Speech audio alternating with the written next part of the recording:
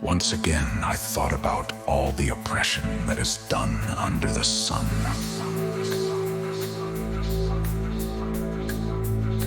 And behold the tears of oppressed people, and they had no one to comfort them.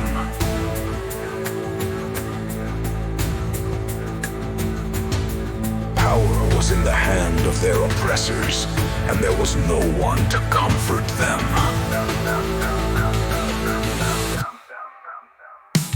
So I considered those who are already dead more fortunate than the living who are still alive.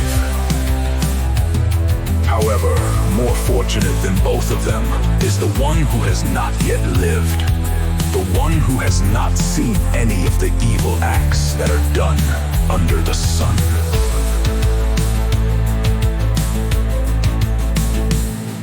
Then I saw that every act of labor and every skillful work became the envy of one's neighbor. This also is meaningless, like chasing the wind. The fool folds his hands and does not work, so his food is his own flesh. But better is a handful of profit with quiet work than two handfuls with the labor that tries to shepherd the wind. I returned and I saw something meaningless under the sun. There is the kind of man who is alone. He does not have a companion, no son or brother. And yet there is no end to all his work, and his eyes are not satisfied with gaining wealth. He wonders, for whom am I toiling and depriving myself of pleasure?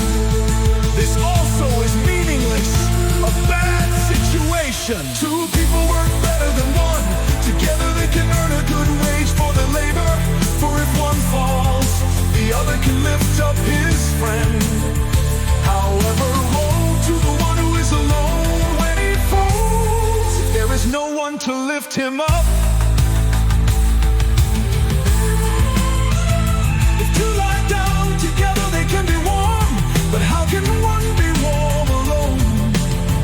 One man alone can be overpowered, but two can withstand an attack, and a three-strand rope is not quickly broken. It is better to be a poor but wise